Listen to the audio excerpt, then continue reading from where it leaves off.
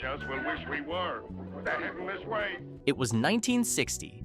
Primetime television was ruled by live-action sitcoms, and no one believed an animated series could survive alongside them.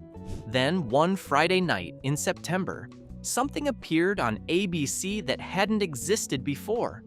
A cartoon built for adults, set in the Stone Age, with a laugh track and a mortgage, and a bad-tempered husband who just wanted to go bowling.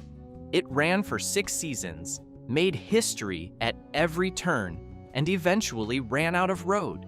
This is the story of how the Flintstones, 1960, the 60s cartoon smash hit, fell apart.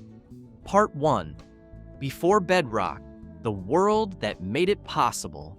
Fred, Yes, honey? I must be dreaming. A piano just went by. To understand how the Flintstones happened, you have to understand what Hanna-Barbera was trying to do, and how radical the idea actually was.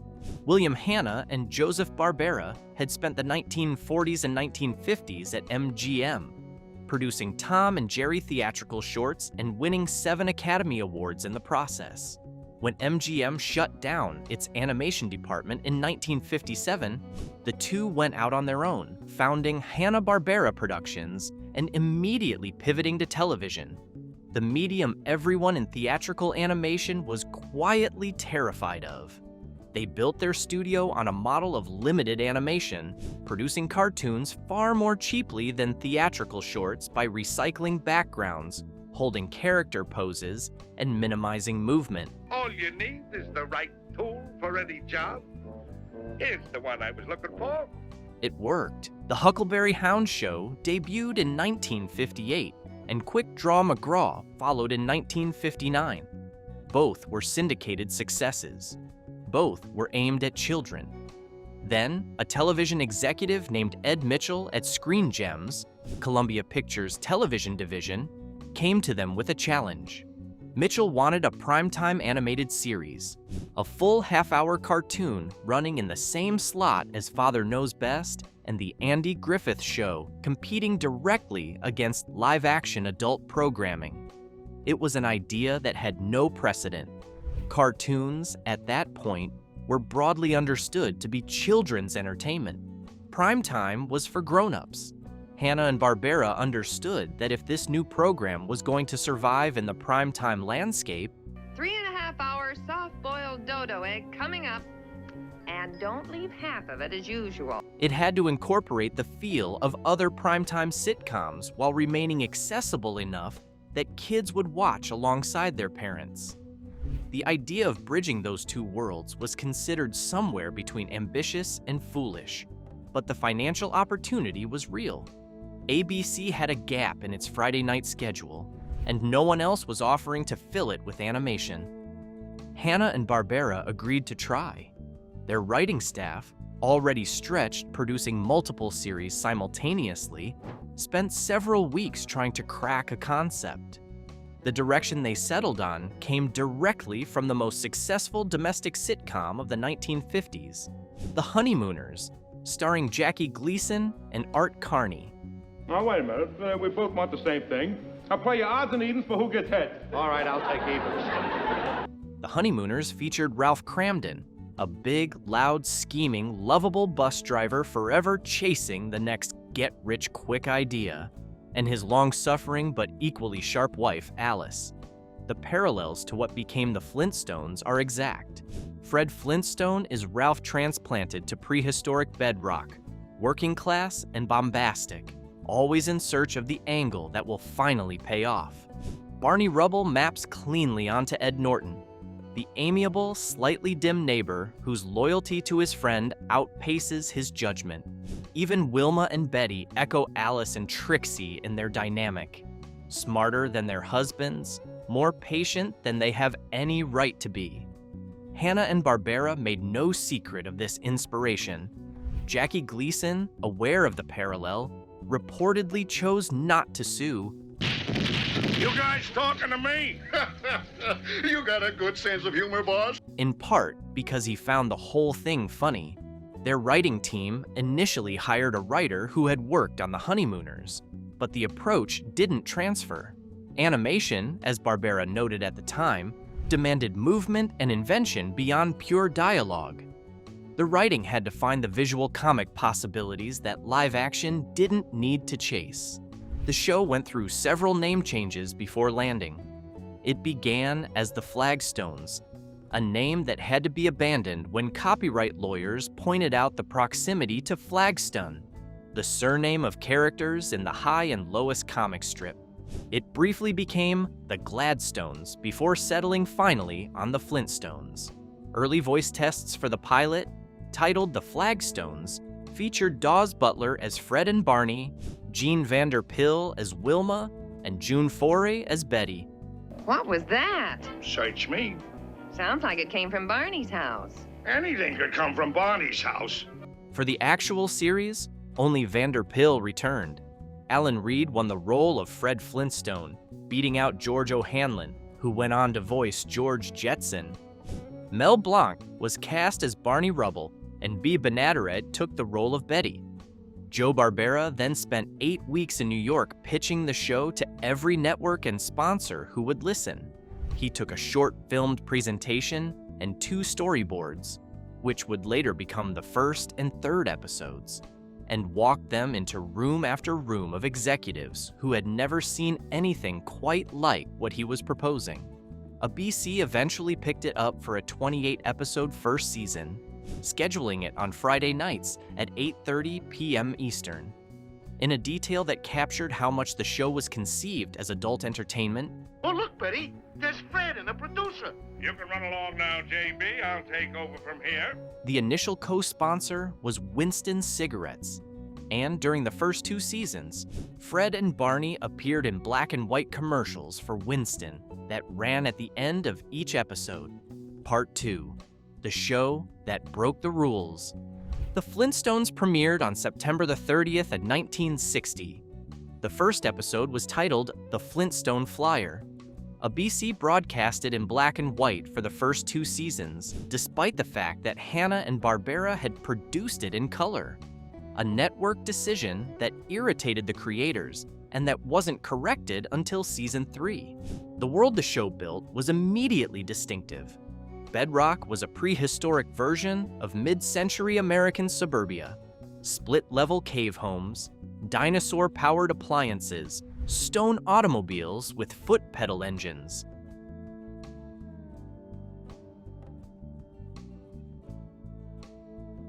Every modern convenience had a Stone Age analog, and the writers leaned hard into the pun possibilities. There was a Stoneway piano, a Polaroid camera, a hi-fi where the needle was a small bird with a long beak. The garbage disposal was a buzzard under the sink. Fred's car was a foot-pedaled vehicle with stone wheels and tail fins. The humor came from the collision between the primitive setting and the completely contemporary concerns of its characters. Fred's job at the Slate Rock and Gravel Company, the Bowling League, the lodge meetings at the Loyal Order of Water Buffaloes, the ongoing domestic negotiations between a big dreaming husband and a grounded wife who generally knew better. The music for the series was composed by Hoyt Curtin, the same composer who had scored the Huckleberry Hound show. What do you think, Barney? Well, come to think of it, Brown wasn't bad. No, it wasn't. And who would go on to underpin virtually the entire Hanna-Barbera catalog through the 1970s and 1980s. The first 2 seasons used an instrumental theme called Rise and Shine over the opening and closing credits. From the 3rd season onward, the show adopted Meet the Flintstones, a new theme that became as fixed a part of the show's identity as anything else about it. The song was written by Hoyt Curtin, William Hanna, and Joseph Barbera, and its cheerful, striding melody became one of the most recognizable pieces of television music of the decade. Alan Reed's Fred was the center of it all. Reed brought a warmth and bluster to the role that gave Fred genuine depth beneath the surface comedy. The character's most famous utterance, Yabba Dabba Doo, reportedly originated with Reed himself during a recording session. The script had Fred shouting Yahoo! and Reed asked if he could substitute his own phrase instead. Joseph Barbera said yes. Reed later said the expression came from his mother's old saying, "A little dabble, do ya?" Whatever the exact origin, the phrase became one of the most recognizable in American television history. The cast recorded their episodes together in the same room, interacting in real time rather than recording separately, as became common practice in later animation. Alan Reed's son later recalled that the ensemble genuinely got along well, and that the chemistry of the actual recording sessions came through in the performances. Mel Blanc's Barney was a perfect foil to Reed's Fred. All right, Wilma. They're my cousins. They're just glad to see me. Higher pitched, quicker to laugh, quicker to go along with whatever scheme had most recently consumed his neighbor. Jean Vander Pill as Wilma and Bea Benaderet as Betty completed the core four with a warmth and comic precision that made the Flintstones and Rubbles feel like a real social unit, not just a cartoon premise. The show was a success almost immediately. ABC renewed it season after season. It drew strong enough ratings to justify a full primetime run and attracted the kind of adult advertising that daytime and Saturday morning cartoons simply could not. More than 300 million people in 80 countries eventually watched the Flintstones. It was the most popular animated series on American television for years, and remained so even in syndication for decades after its original run. Vacation trying to take Dino to the vet for a shot. There's only one way to grab a wily dinosaur. The first season alone ran 28 episodes, a commitment that reflected the level of confidence ABC and its sponsors had placed in the show from the start. The show also became, almost immediately, a merchandising phenomenon. Licensed products proliferated throughout the early 1960s. Board games, comic books, lunchboxes, toys, and eventually Flintstones vitamins, which would arrive in 1968 and outlast the careers of nearly everyone involved in making the original series. The characters had a legibility and warmth that translated across every medium they touched. Fred's silhouette, Barney's laugh, Wilma's grace, these became cultural shorthand in a way that very few animated properties from that era managed to sustain. Tex here. When Big Tex arrives, I am disinherited. See? Mama was right. Part 3, The Shift, How the Show Changed. For all of that success, the show did not remain the same series it had been at the start. The Flintstones evolved, or perhaps drifted, across its 6 seasons in ways that slowly altered what it fundamentally was. The clearest early signal came with the Winston cigarette sponsorship. During the first and second seasons, Fred and Barney appeared in commercials for Winston that ran at the end of each episode. By the third season, the show's audience had begun to include a significant proportion of children. Parents had noticed their kids watching alongside them on Friday nights, and that visibility shifted the commercial landscape around the show. Winston withdrew its sponsorship, replaced by Welch's grape juice and jelly, products aimed at children. Boy, that's a tough break for Barney. Come on, Wilma, let's go over and cheer him up. Good idea, Fred. The shift in sponsors was a quiet but unmistakable statement about where the audience was going. The show had been designed for adults. The audience that had attached itself to the show included large numbers of children. Those two things were not going to coexist indefinitely. On February 22nd, 1963, during season 3, Pebbles Flintstone was born in an episode titled The Blessed Event. The birth of Pebbles was one of the highest-rated television events of the year, a cultural moment that drew comparisons to the birth of little Ricky on I Love Lucy a decade earlier. Originally, Hanna-Barbera had planned the baby to be a boy, but a marketing executive convinced them to make it a girl on the grounds that girl dolls sold significantly better. The baby became Pebbles. Baby? Oh, that's sweet of you, Fred. I'll get Pebbles ready. And take Dino along. He'd like that. Okay. Later that same year, in the 4th season, Barney and Betty adopted a supernaturally strong son named Bam Bam in an episode titled Little Bam Bam. 2 infants in the cast was a clear signal. The show was moving toward younger viewers, and the stories it told were being shaped accordingly. The adult wit and domestic satire that had given the early seasons their edge began giving way to softer stories built around the children. Episodes that in seasons 1 and 2 would have centered on Fred's bowling schemes or his lodge rivalries increasingly revolved around Pebbles and Bam Bam. The comedy was still there, but the target had shifted. What had begun as a show that adults watched and kids could enjoy Dinosaur had a big bed, and the medium-sized dinosaur had a meat. had gradually become a show that children were the primary audience for, and the writing reflected that shift, season by season. Bia Benaderet, the original voice of Betty Rubble, departed the series after the 4th season in 1964. Her reason was a scheduling conflict with the live-action sitcom Petticoat Junction, where she had taken a starring role as Kate Bradley. Jerry Johnson replaced her for the 5th and 6th seasons and for the 1966 theatrical film, but the change was noticeable to attentive viewers. Benaderet had brought a particular warmth and sharpness to Betty across 4 seasons, and her departure left a gap in the ensemble that the show never quite filled the same way. How about that? And that's not all.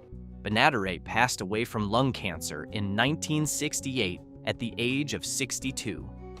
By season 5, the show had been on the air for 4 years, and the adult wit that had characterized its best early episodes was giving way to softer, more child-oriented material.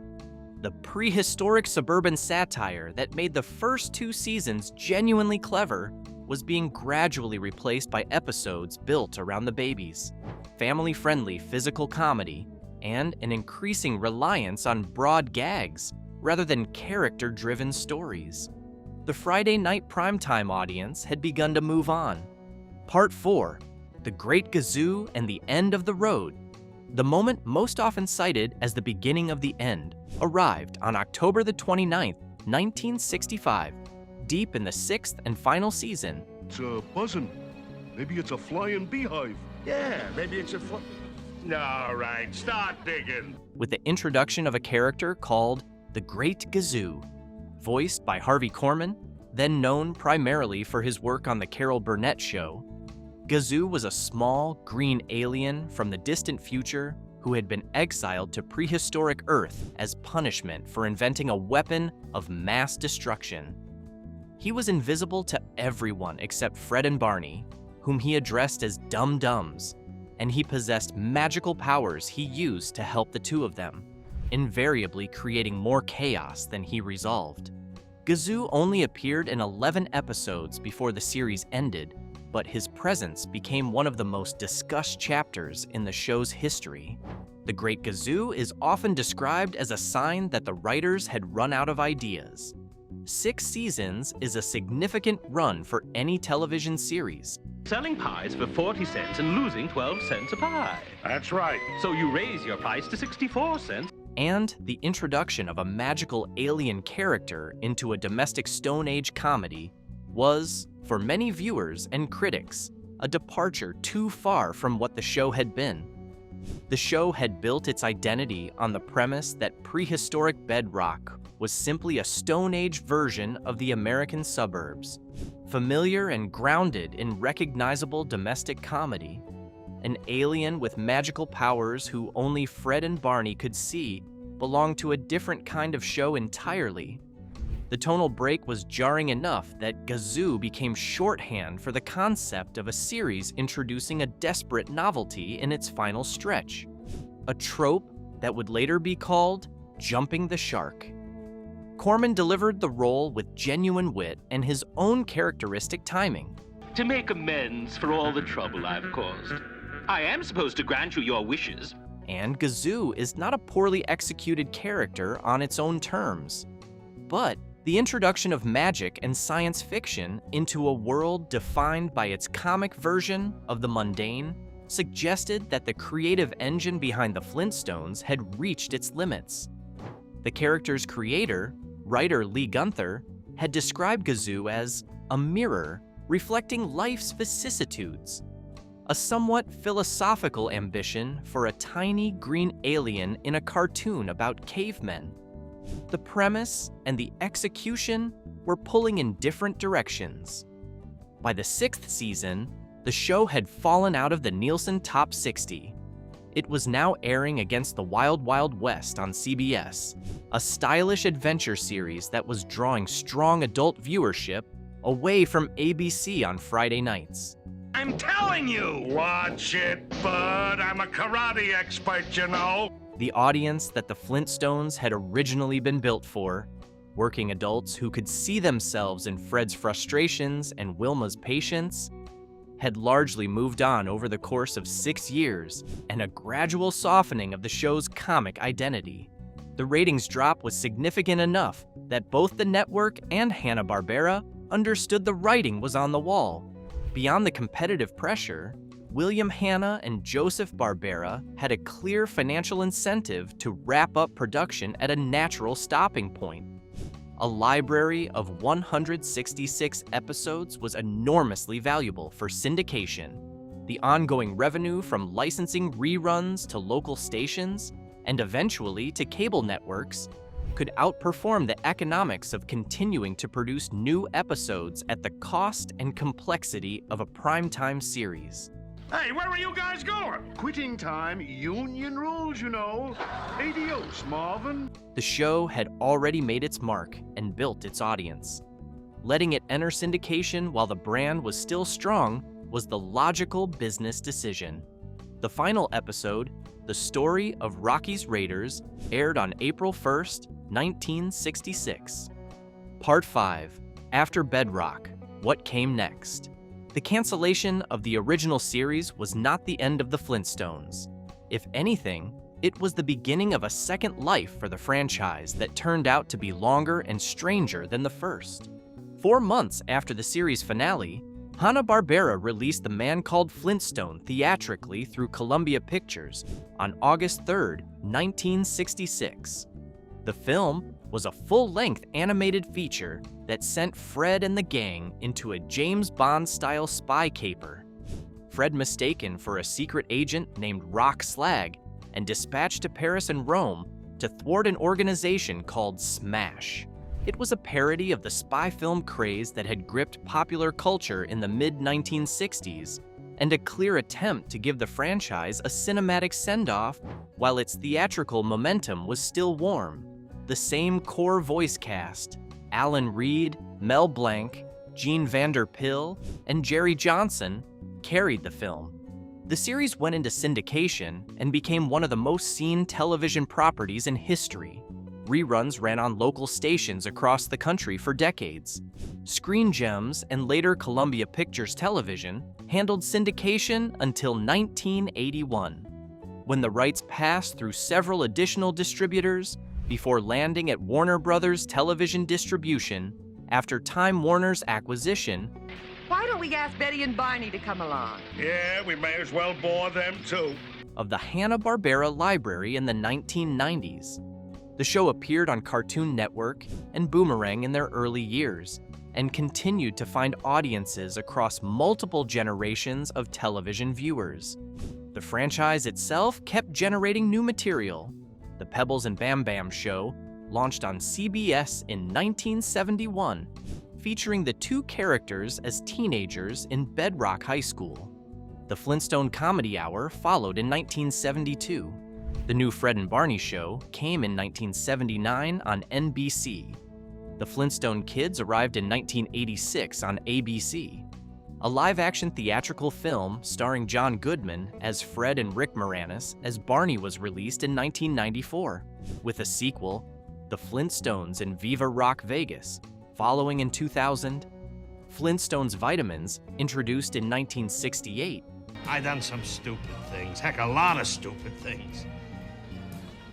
But Love makes you do stupid things. Became one of the most widely sold children's supplement brands in American history.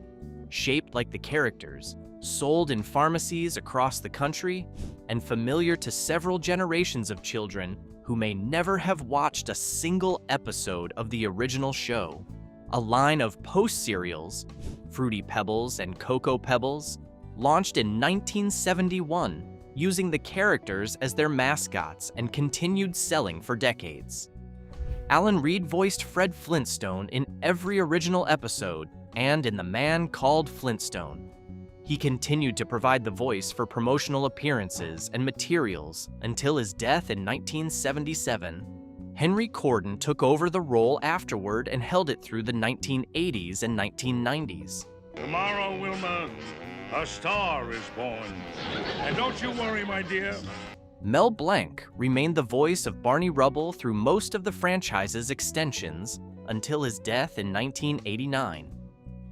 Jean Vanderpil voiced Wilma Flintstone from the original series through multiple revivals until her own death in 1999. Part 6, What Fell Apart and What Stayed.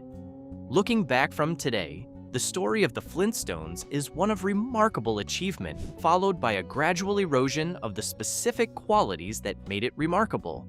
The show's first 2 or 3 seasons were genuinely inventive television.